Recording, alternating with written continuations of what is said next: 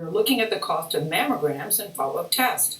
More than 30 million women will get a mammogram this year, but many tell us that while they thought subsequent tests were free and preventative, they ended up with big bills. Our consumer investigative correspondent, that's Anna Warner, is here.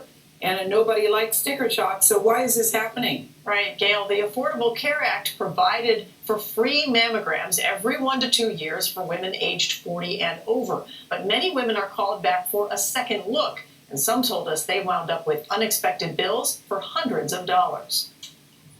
In Topeka, Kansas, Sonia Johnson says she went for her regular mammogram, then got a call. Doctors saw something unusual in the images. I kind of panicked. I was like, oh my gosh, you saw what?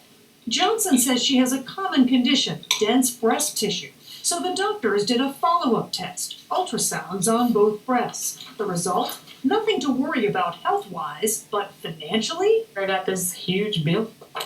The bill said she owed $646 for those ultrasounds. I didn't even think that I was going to get charged because it's preventative.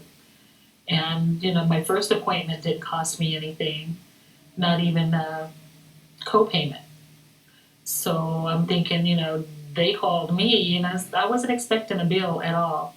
The Affordable Care Act requires many insurance plans to cover mammograms as a preventive benefit every 1 to 2 years for women age 40 or older. But about 40% of those women have dense breasts and often need a secondary test their insurance won't pay for.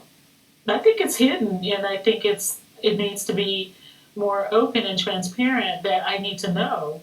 We're going to have a two-part. If we see something, we're going to have you come back, and that will cost you.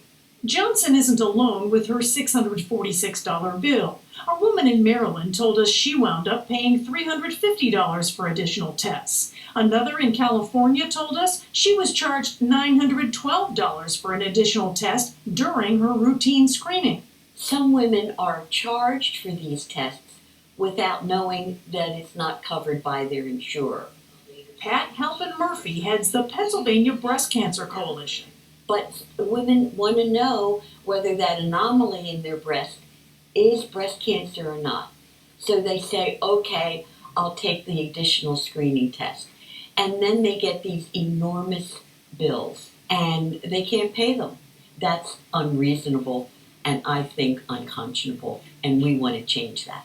The coalition says in dense breasts, mammograms miss more than 50% of cancers present. Legislation proposed in Pennsylvania would require insurers to cover the additional screenings, including ultrasounds and MRIs, for women with dense breasts and others at increased risk for breast cancer. If this is my preventative care and it's supposed to be part of my insurance, no, I should not be charged for it.